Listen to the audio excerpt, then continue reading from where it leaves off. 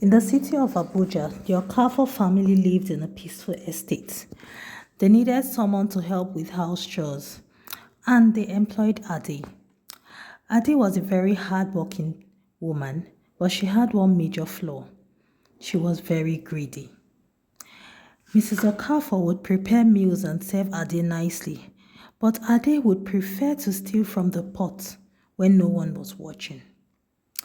The Christmas holidays came and it was time for Ade to take her annual break. Ade had a sinister plan. She said to herself, "Let me steal Madam Okafor's gold jewelry so that I can sell it and make some money."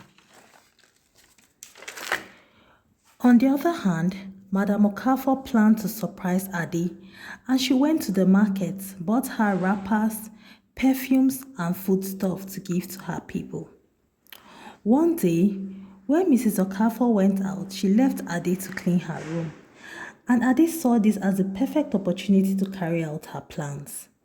She went into Madam Okafor's room, looked around, and then she walked to the closet and took one of her biggest gold jewelries.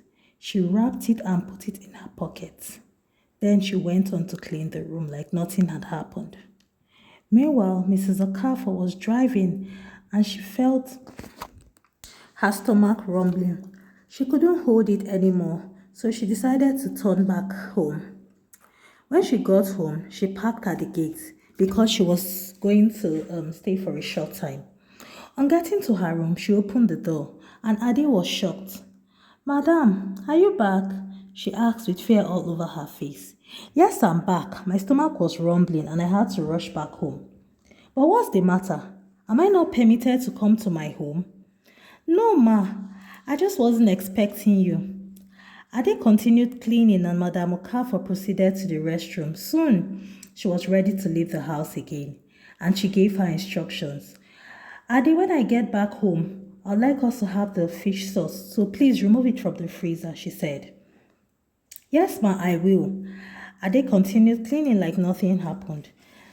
The next day, Ade was meant to travel to her village, and she packed her bags ready to go, but her mission was not accomplished yet. "Madam," she said, "I want to quickly go to the market to get some gifts for my parents before I travel." "Okay, you can go quickly then, but I hope you know your village is far and you have to leave early so that you will arrive on time." "Yes, ma, I'll be fast," Ade replied. She quickly took a taxi to the market, searching for the first gold dealer she could see. Luckily for her, she saw Alhaji Gambo. Alhaji, I have this gold jewelry to sell. Check it and tell me the price." Alhaji Gambo took a close look at it and something told him not to buy it. He quickly returned it to her. "Sorry, madam, I cannot purchase this jewelry," he said. "You can ask my other colleagues." Ade quickly took it to the next gold merchant she could see. His name was Alhaji Abba. He asked her for the receipt of the jewelry, and Ade quickly told him it was missing. "Okay, so how much did you purchase this jewelry set?" Ade looked puzzled. "Please, Alhaji, if you don't want to buy it, give it back to me and I'll sell it to someone else." "No, madam, you will not sell it to someone else unless you prove to me that this jewelry belongs to you." "It is mine. Please let me have it. I'm in a hurry." But Alhaji Abba was not having it. He was not willing to let her go. He had seen so many cases where people stole jewelries and tried selling to him. He quickly called the police and Ade knew she was in deep trouble. "The jewelry is mine. Let me go." "I will not let you go until you prove it is yours," Alhaji Abba said. Soon the police came and Ade was shocked with how quickly things had escalated. She began to panic. Quickly, she confessed to the police that she stole the jewelry from her boss, and they asked her to call her boss immediately. With so much shame and regret, Ade picked up her phone and called Madam Okafor. "Ma, I have wronged you badly. Please, the police would like to speak with you." She handed over her phone to the police officer, and he explained all that happened to Madame Okafor and asked her to come to the police station. On hearing this, Madame Okafor left all that she was doing and drove quickly to the station. When she got there, the officer showed her the jewelry and she was shocked that her most prized accessory was stolen.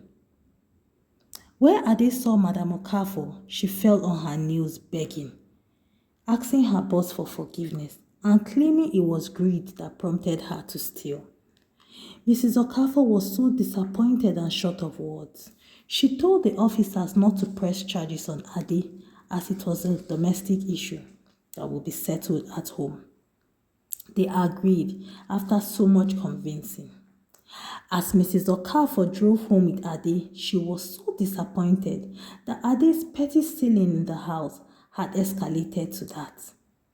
When they got home, she told Ade to take all her belongings and leave, never to return again.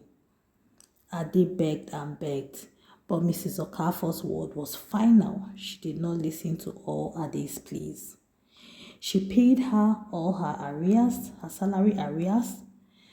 No gift or extra incentive was given to Ade.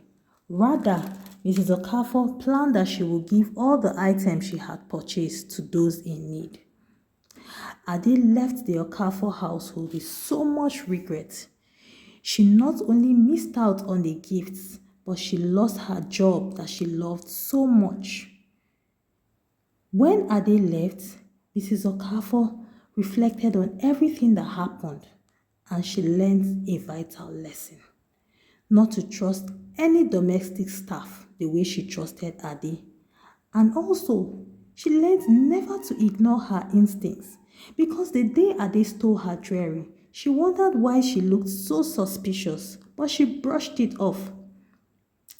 On Ade's part, she found it hard getting another job because most people employed staff based on recommendation. So Ade remained jobless. Thank you, my dear viewers, for watching this story. I hope you enjoyed it.